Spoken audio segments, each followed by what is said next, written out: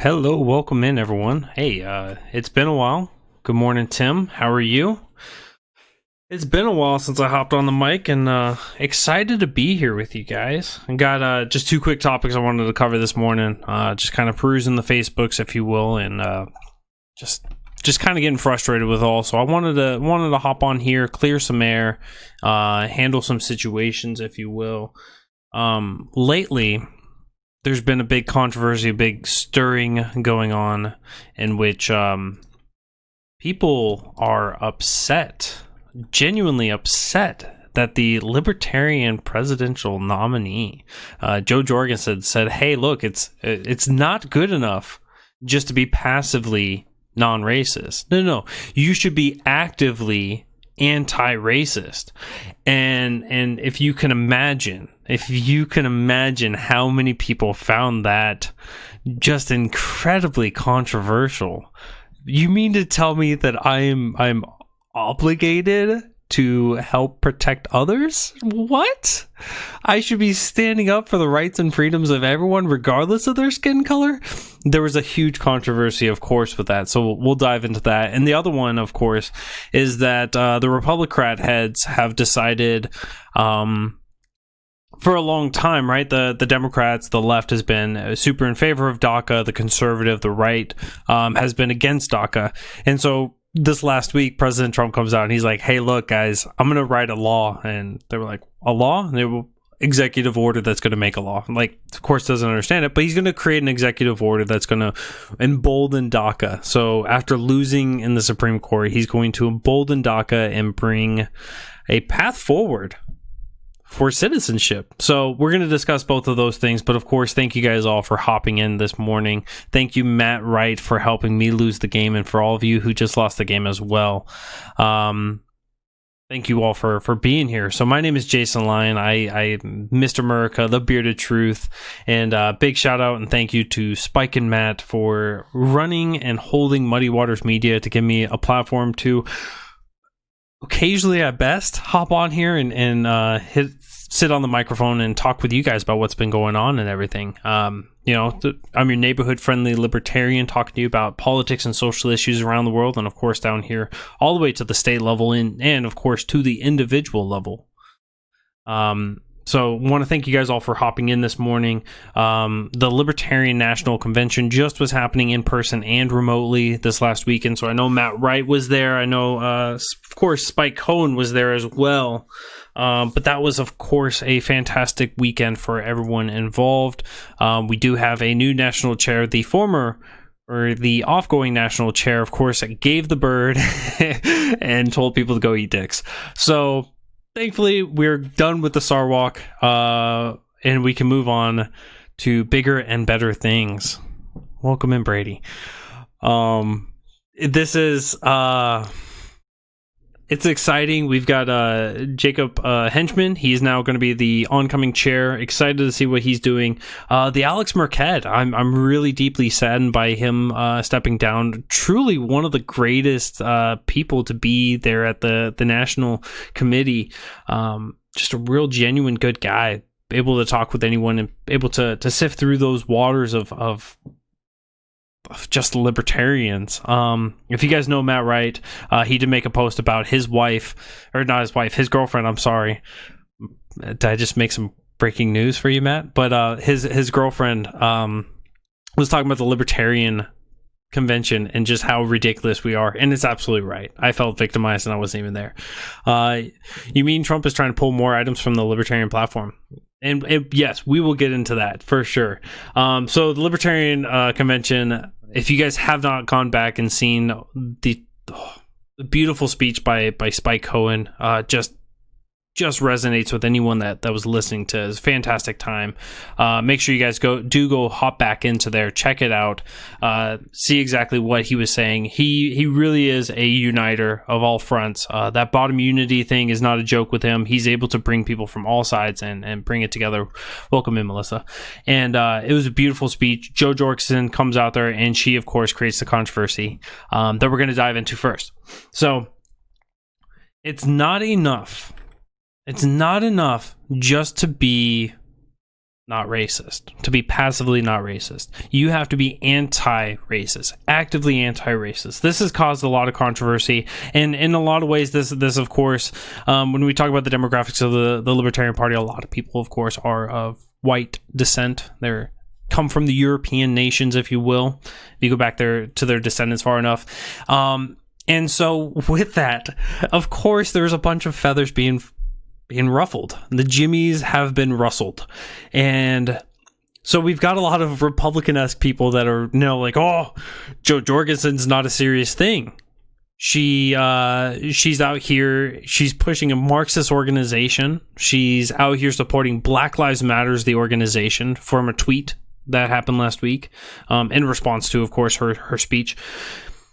And it's completely ridiculous, as we know from just looking at the large voter base that is politics, how quickly people want to fulfill their bias and they're just confirm those. And so she did make a tweet, or her campaign made a tweet from her account that said, Black Lives Matter. Yeah, Black Lives Matter. This is the crux. This is the issue that a lot of people have, is that they can't say Black Lives Matter. Detach it from the organization. Everyone understands that that's a Marxist organization. But look at the protests that are happening around this country. Those are not happening because of the organization. These are happening because of the Breonna Taylors. These are happening because of the George Floyds. These are happening because of the Arbery's. This is happening because of, we can go down the list of all these different people that have been mishandled, that have been people of authority have come along and destroyed lives and acted with impunity.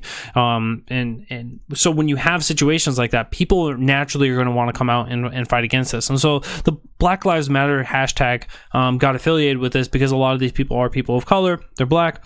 And so you have this big movement. It is incredibly important. It is incredibly important to be able to say, yeah, Black Lives Matter. You don't have to go out and say all lives matter. Sure. All lives matter. Black Lives Matter. They're very easy because it just makes sense. So saying that it's important to be actively not racist, what does that mean? That doesn't mean you need to go out and find racism and attack it and beat it with clubs and just upend all of society. No, this means that when you have, say, Juneteenth, right? June 19th, the day that we celebrate the end of slavery, if you will, that you don't go... You see somebody, and I ran into this situation personally, where somebody comes out and says, why do we have to celebrate their history if they're now trying to destroy our history, right? Completely playing this collective ideology where people's skin color is what's important. When you see things like that, it's important that we as a community, as a society, we step up and we say, dude, you got a disgusting view. Here's why, and we fight against it. We don't just go, nah, it's your problem. You have disgusting views. It's okay.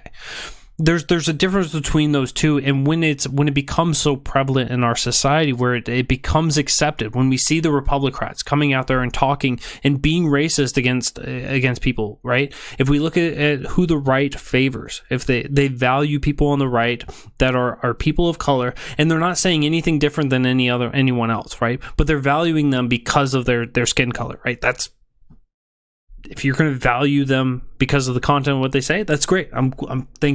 Thank you. Let's look at people equally. But if you're going to do it because of their skin color, right? On the left, clearly we can see plenty of situations that go on over there, looking at people and kind of calling people Uncle Tom for being not being a Democratic voter, right? If your skin color is supposed to determine anything about you, or if it adds value or detracts value because of who you are or because of what your skin color is, there's some racist bias there, right? And so it's important for us to be able to work towards finding a way of having a society where people have equal rights. And along with those equal rights is they have equal value. And that it doesn't matter what the skin color is. It matters that we're all being treated equally under the law. And whenever we find situations that are egregious, that are acting unbecoming, especially of those of our lawmakers, that we step up and we fight against those. So this is why civil asset forfeiture is such a big issue. This is why qualified immunity needs to come to an end. This is why we have to come out there and we have to work to find ways of fixing our two-tiered criminal justice system, wherein that you have those politically connected, those often are getting commuted, getting pardoned and everything else, such as Roger Stone this last week, or you have other people who have victimless crimes who are in jail for 10, 20, 30 years for merely possessing marijuana. When you have systems like this, we have to go and actively get engaged to make a difference. And so if you're so upset that people are telling you to be anti-racist, I'm just saying you're anti-racist. That's okay. Double negatives, just cancel it out. I'll let you guys figure out what that means. But so we got to step up. We got to do the best that we can. And so Joe Jorgensen said something that to me makes sense. We should all be anti-racist.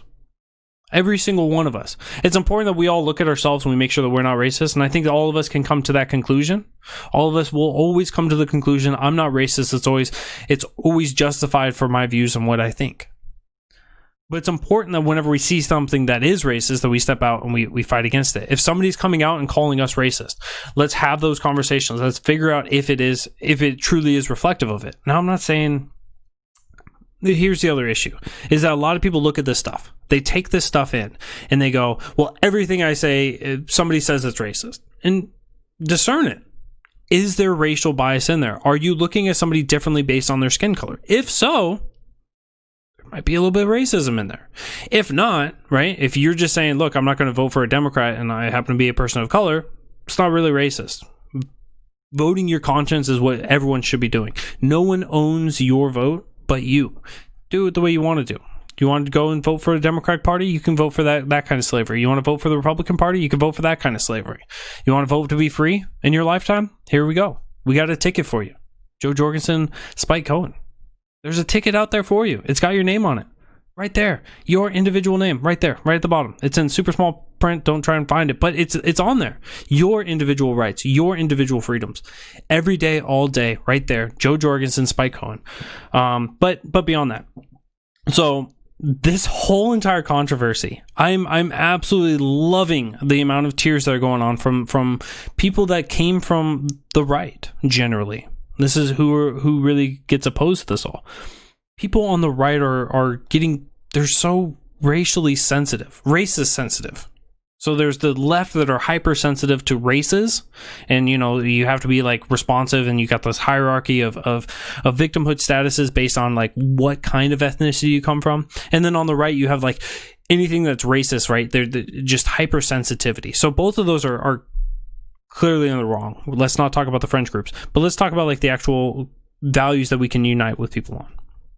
And we can fight for those. So let's work towards being the best active non-racist or anti-racist that we can be, and let's not make it a controversy. Let's fight against that. Can we also be anti-stupidity here? I think that we can. That's one of my values. I love being anti-stupid.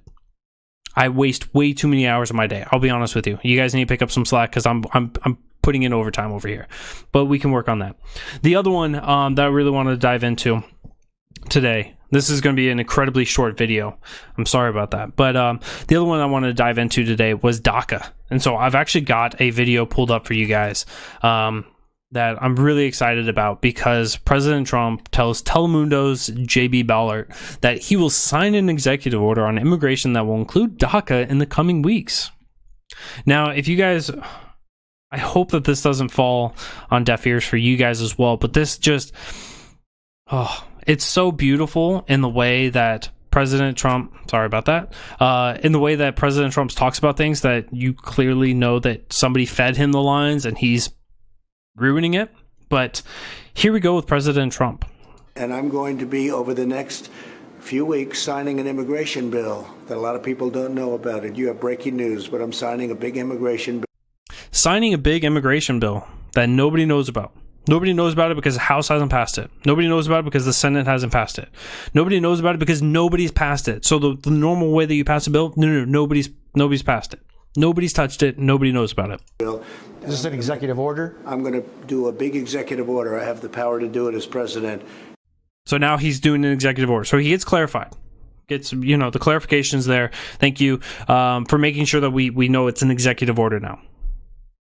And I'm going to make DACA a part of it. But we put it in, and we're probably going to then be taking it out. We're going to put it in and we're going to take it out.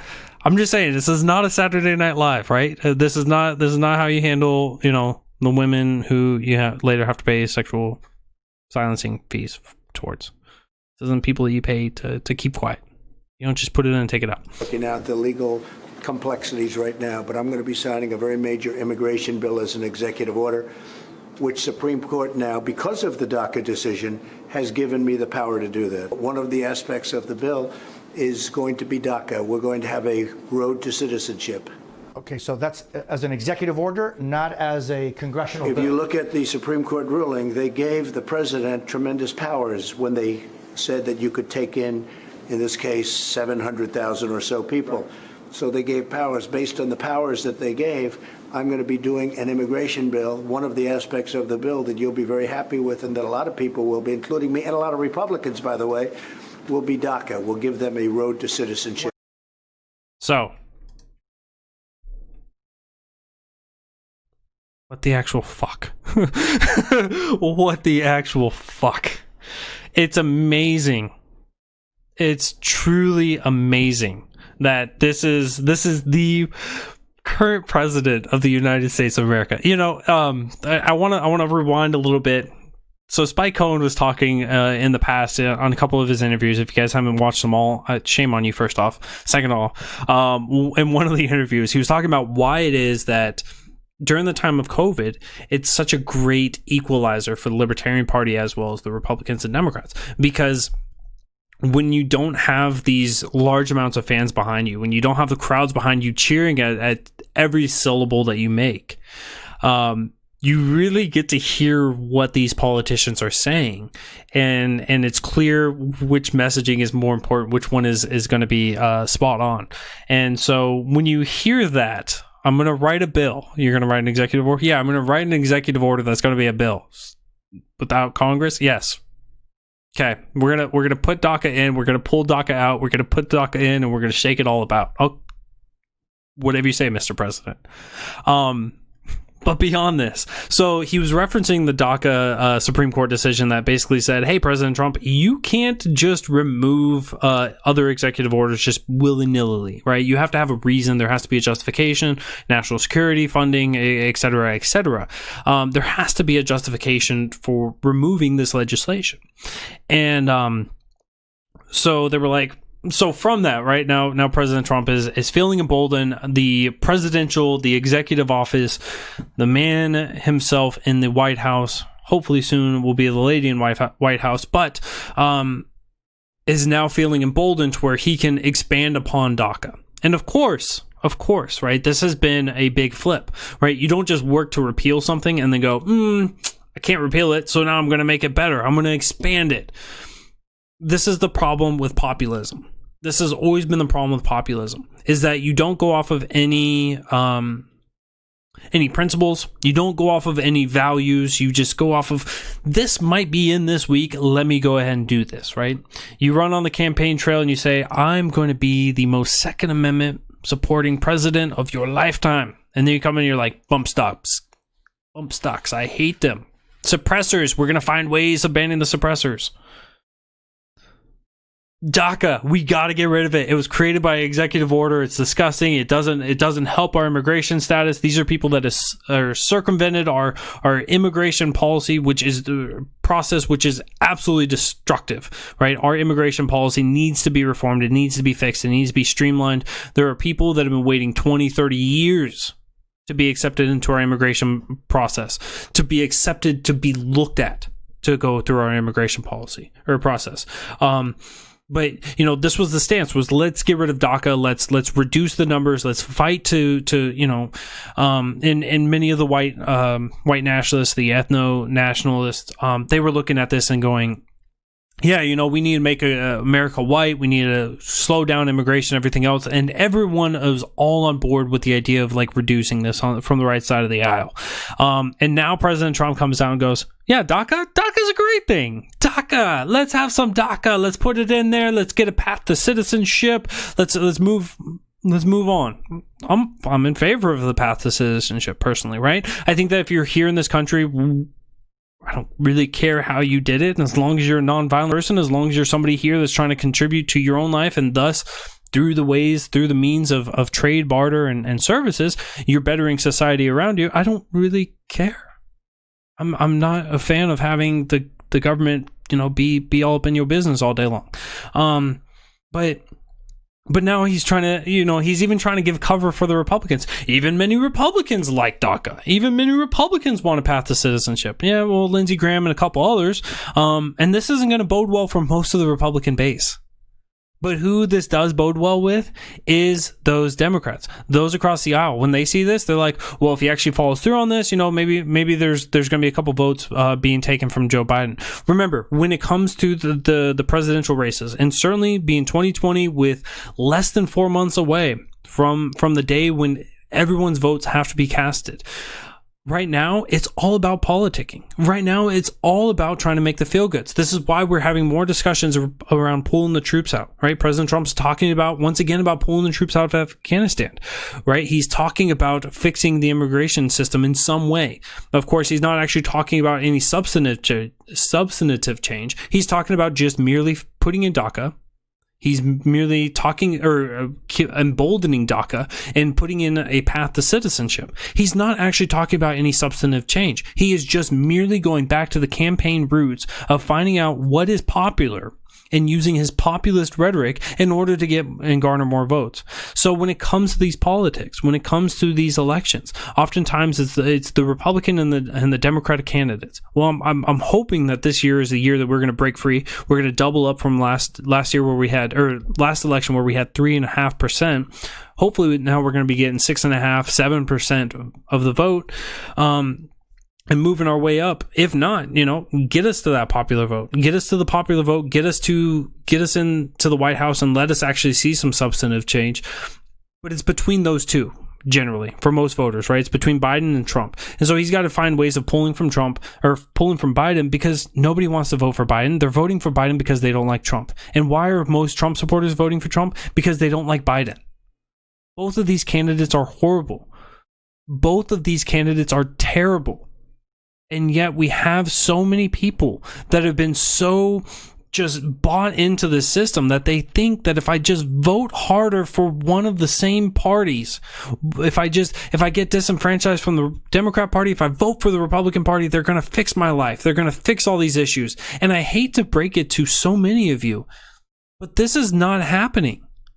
The Republican Party and the Democratic Party have been in power for well over a century. They're not here to fix our issues. They're here to grow the government. They're here to infringe upon your lives in different ways. They're here to spend your money against your wishes and against your best interests. We are a nation built on Stockholm Syndrome. Absolutely. This is how our nation has been running. We need a change. We need real change from real people. And I got to tell you, it's Joe Jorgensen and Spike Cohen. You listen to Spike and you just get energized. You are the power.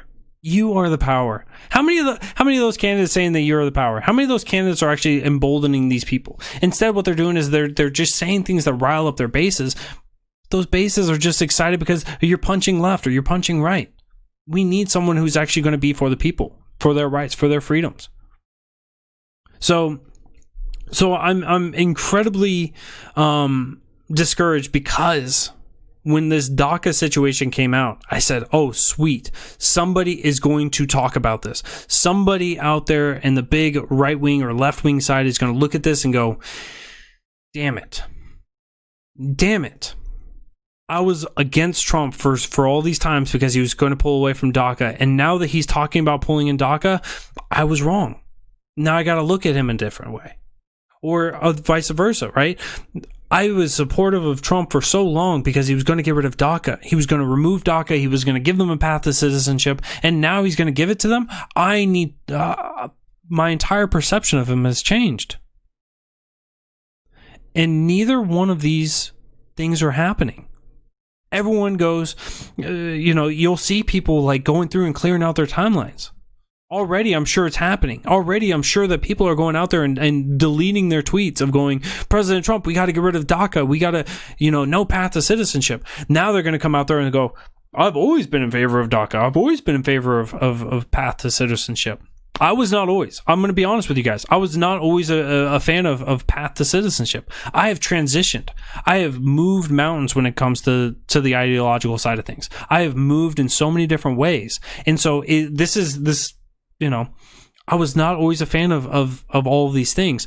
But if you look at those people on the conservative side, they will say, I've always been in favor of this. If you look at the Democratic side, they're going to be silent on this because they're stuck between a rock and a hard place. Do I agree with Trump on something? And that's going to be a hard pill for a lot of people to swallow. It's going to be a hard pill for a lot of people to swallow. Or do I say that Trump, do I just come out there and speak ill? If I can't agree with Trump, do I speak ill of DACA? Do I speak ill of this?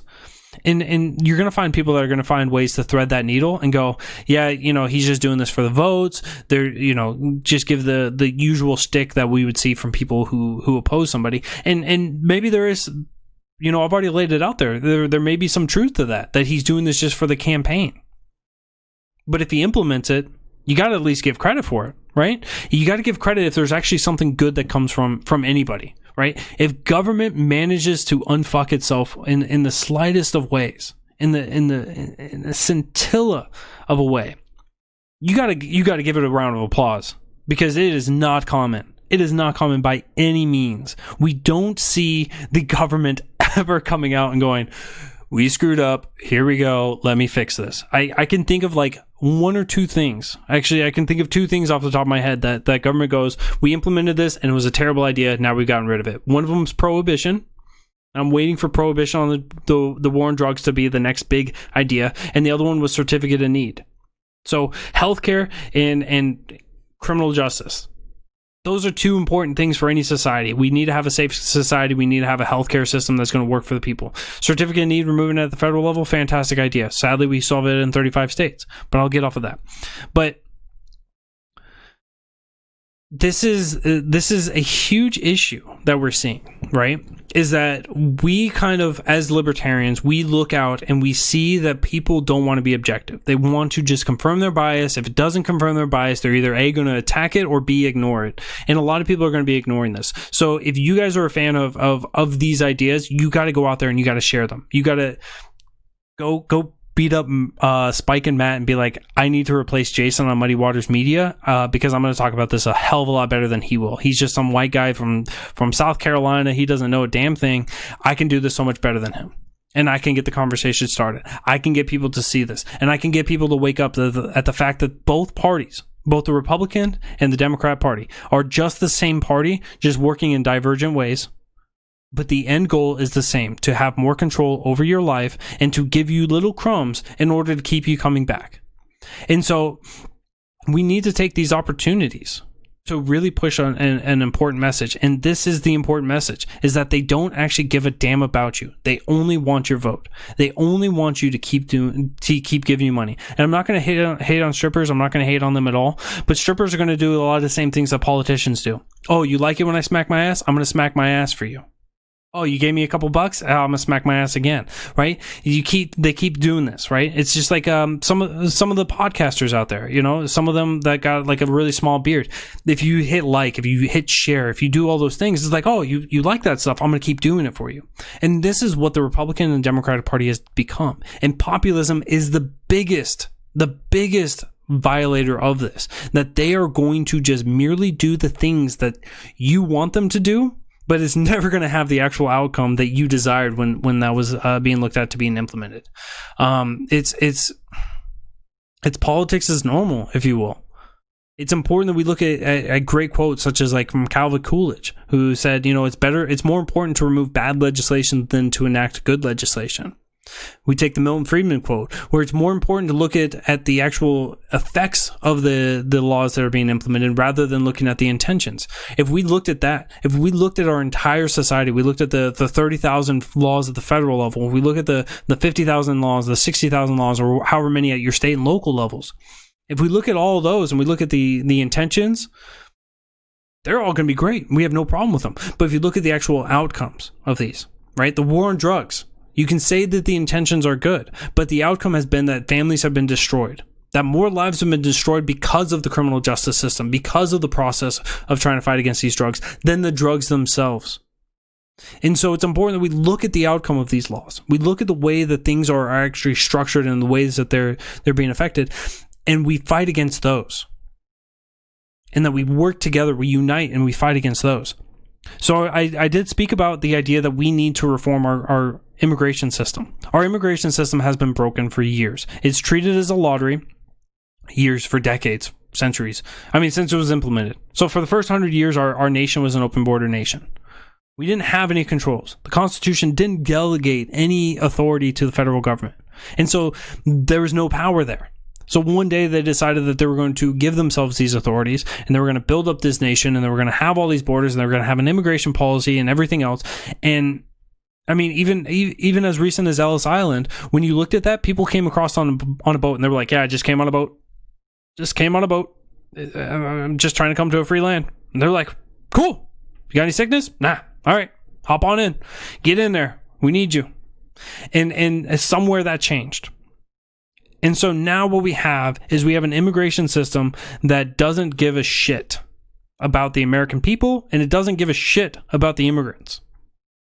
So when we look at the immigration system, when it takes 20, 30 years for some people to even get viewed at, when it takes thousands of dollars each year just to keep applying, just hoping that you're going to get looked at, when it takes, when it incentivizes from certain nations over other nations rather than actually looking at what you can value as yourself, right? There's another issue, right? When we have an immigration system that can, slam doors in the faces of people that are in need of coming here and that are able to do what it is that they need to do in order to survive and provide for their families and their communities around them, it's not exactly a good, it's not a good policy. It's not a good system. So we have a lot of issues there. And so just coming out there and just saying, look, there's going to be a path to citizenship. If it is in any way using our immigration system now, it is merely a virtue signal. It is merely a, hey guys, look, I gave you this opportunity. It's like shackling somebody in the jail cell of a boat, sinking the boat, and then saying, yeah, but I opened the hatch. I opened a hatch. Some of you can find a way to break out. Some of you will be able to break free. But not for all of you. So imagine having that for a worldview. Imagine being one of those people that came here because you fled another country because there's no economic opportunity, because you're fleeing from the nation of criminals, where your government wants to kill you, much like ours potentially may, depending on your political views or what you say. But imagine having that and coming to this nation, bringing a child and having that child go, well, hopefully you'll be able to make it. Hopefully you'll be able to make it. We should be working better. We should be helping out by enabling people to come to this nation and to be able to provide for themselves. This doesn't need to be a welfare thing. This is commonly one of the big arguments against this, is that we have to tear down the welfare system in order to make this work. And I'm entirely in favor of moving societal issues to the society rather than trying to allow for the government to do this. But having this structure, having this the system that we have, we can open up immigration. We can allow for immigration to come in, and we can allow for people to protect themselves. We can allow for law enforcement to actually protect people from actual victim crimes rather than victimless. We can have them be working towards providing safety for our community rather than working for a revenue. And we can have a safer society that is going to thrive, that is going to have innovation, that is going to have growth. And we can do this through a good, robust immigration policy that is, check yourself at the door. Come on in. Let me know you're here. Go to work. Do what you want to do. But don't hurt others. Don't take their stuff. And if you do, you're probably you're gonna suffer the consequences. We can do this. This is a possibility. But so we got a lot of work to be done, and I'm genuinely excited to see Joe Jorgensen and Spike Cohen pushing through. I'm excited to see their successes this year. There's going to be a plenty, so grab your notebooks and keep those handy. Record them down and share them with your friends and family. We need to spread the message. We need to make sure that we're fighting against the duopoly. This is just simply unacceptable. It's unconscionable that we have the society that we have, that the government that we have is still in power because we continue to let our friends vote for the duopoly. So left wing, right wing, it's all the same bird. Let's get to the end of this, and this means that real change for real people, and that means Spike and Joe Jorgensen coming up 2020, November 3rd. Make sure you guys are getting out to vote for that. But with that, I just wanted to keep it nice and short and sweet. I hope you guys are all having a fantastic day. Hopefully you guys enjoyed your weekend, and I'll catch you guys again here soon. But until then, enjoy your weekend, enjoy your time, take care of each other, be good, be well, and let's end this duopoly together. Y'all take care.